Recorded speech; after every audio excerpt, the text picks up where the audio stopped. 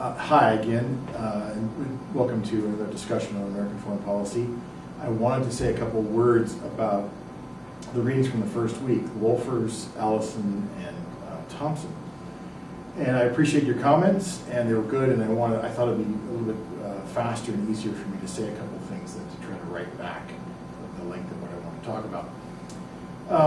The Wolfers article was interesting to me, and what I was thinking was worth considering was the idea that security is a construct, that the notion of what security is socially created by the way people talk about politics and security issues, and how the agenda gets set and who gets to do the speaking. So I remember understanding this really quite clearly when I encountered a discussion from the president of the Louisiana Natural Gas Association, making comments that the natural gas was a national security issue. This is 10, 15 years ago, before the boom of gas and oil that's going on now. That in particular, he said, the government establishing a rationally ordered market was a national security interest. And I didn't understand what he meant, because rationally ordered markets are something that market theorists would say are not created by governments. So clearly to me, this individual wanted the government to get involved in managing natural gas in a way that was satisfactory to, or satisfying to, his particular view of what natural gas markets should look like. In other words, to order the market to be beneficial to him and his organization, and to the people who are members of his organization, natural gas producers. So the idea took away from that incident and the article is that if one can call something a national security issue and convince people that it is, then it's a national security issue. And so we have a debate or discussion about what rises to the level of national security and what doesn't. So I did years ago, and if you look at, I'll call it the security risk balance or security risk assessment document that I'll post on the Blackboard site. It looks something like this: a list of 30 or so different issues or topics or things, and whether or not they might pose a security threat. I asked you to rank them 1 through 30, 1 being the most pressing security issue and 30 being the least. You'll notice a couple things. There are trade-offs to be made among these, and there are balances to be struck that may not be strikeable. U.S. support of Israel and U.S. alliance with Saudi Arabia in some ways are at odds with each other, but we do both. And the other thing you might just find interesting is it's an old document. I left it from when I made this 15 years ago, so Saddam Hussein still shows up. I did that in part so that you would also see in this kind of historical document kind of way the nature of security issues changes over time, even in my observation, my classroom observation of it from 15 years ago. So I wanted you to do this to understand that we'll all have different sense of what security issues are and how to prioritize them. I remember teaching a security course, an undergraduate security course years ago at a university here in Tacoma, local university in Tacoma, with 18 to 22-year-olds.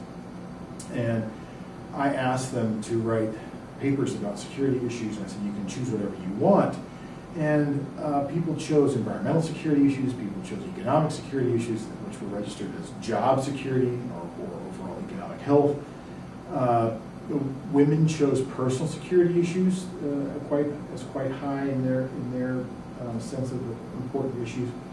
And that got me pretty clear to thinking that people will perceive security issues differently from others. And how we arrive at what's going to be national security and what's not is going to be something of public discussion and is therefore created by that interaction, that debate. I also remember this quite clearly. I work with 8th graders now, as I think you know. We're sitting, I am in my 8th grade classroom right now. And we talked we read some articles and stories from the 1950s about nuclear weapons. There's a great Bradbury story about a house that that post-atomic blast, and it's an automated house. And so it's a sort of nature versus technology, because a fire overtakes the house. Then in 1984, a Soviet filmmaker made this very dark cartoon version of this, which he mocked Americans. So this issue about nuclear weapons is quite prominent in this story, in the film. And I'm old enough that I remember having nightmares as a child about nuclear attack on my community.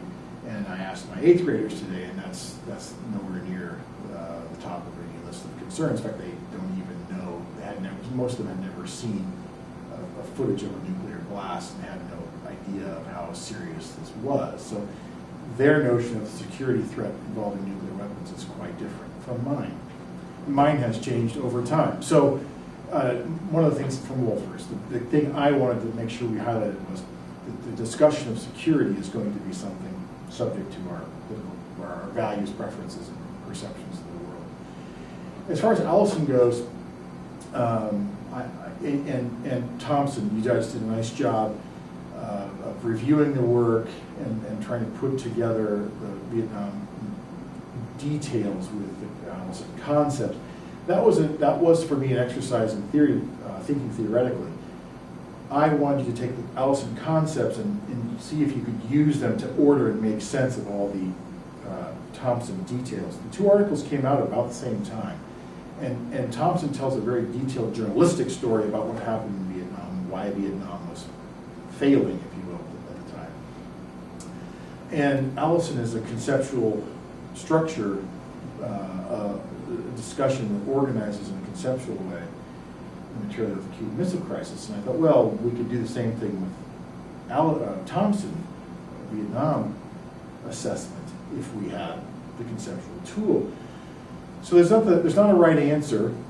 You should have found those 7 items for rational actor and these 11 items for organizational process, but rather to think creatively. And there were many things I saw that were creative, and I would have seen some of them differently. The point is to be able to work through the reasoning. So, for instance, the idea that Vietnam reflected a failure of American will is, in some senses, a rational actor. The idea of there being one will across the country, and you call it the American will writ large, is picked up in something like a rational actor model, for instance, because it focuses on one actor. That's what I mean about apply the concept to the case. Others are debatable. Some of you saw executive fatigue as an organization process explanation that this, because of the nature of the procedures of what's going on, the executive branch that's at the bureaucracy was having these issues. I also saw it as the executive brain, the one rational acting brain, was getting tired because it wasn't able to work out the details the way it had expected to, and so on. So probably all the cases, all the details could have been mapped to any of the 3 concepts in varying degrees of persuasiveness, but the idea was to practice that. So appreciate you doing that. Which reminds me to say to you, as a closing thought, and I'll say more about this and provide some documents for you. I think it's time to start thinking about papers even now. And the paper for me is your creating of and answering a social science puzzle about foreign policy. Something that you want to understand or that needs understanding, and you offer the answer. So it needs to be analytical in nature, meaning there's something worth explaining. So for example, just not foreign policy in particular, but international relations in general. It's puzzling. Why, for instance, just off the top of my head, why we spoke of an axis of evil, North Korea, Iraq, Iran, and these 3 were supposedly similar in some measure in terms of their desire for nuclear weapons or weapons of mass destruction and their bad behavior towards the rest of the world, and yet we treated all 3 of them quite differently. There's a puzzle. The 3 of them are the same. We respond in 3 different ways to them. Why? So whenever there's a why question, whenever there's a why question, lights When there's a why question that needs answering, you've got a paper. Why? Balance of power is what's operative in the world. And the United States is the biggest military power in the world after World War II. Why do so many people, so many countries flock to join the Western alliance, the American alliance, and not the Soviet alliance? And that's, the answer is the answer to the why question is your paper.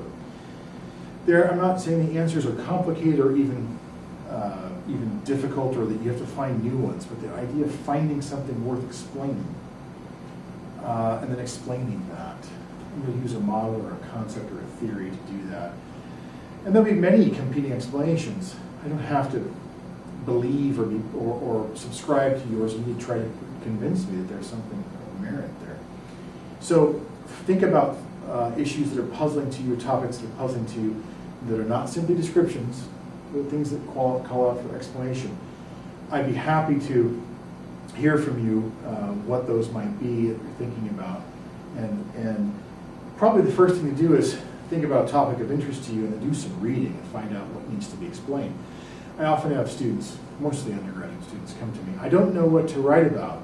So, well, what are you thinking? Well, I'm thinking about NATO. What about NATO? Well, and they start describing it to me.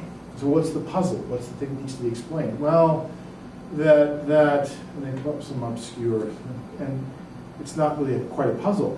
So do some reading, find something puzzling, and one has to know something about the topic, and one has to know something about some of the theories to find those things that are puzzling. By the way, something that's puzzling about NATO is why it sticks around after the group that it was combating or confronting dissolved. The group that it was organized to confront has gone away, and yet NATO sticks around. There's something puzzling about that. So one could write a paper about that. So again, I'll say more about this, and I'll post some documents soon, but be thinking about your papers, be thinking about things that you find worth writing about, because they're puzzles that are worth answering. And I look forward to hearing more from you, seeing more from you, and I'm sure I'll have some short videos again in the future. I hope these are short enough and that you're able to stay with me and not get too disinterested. Look forward to more. Talk to you again soon. Thanks.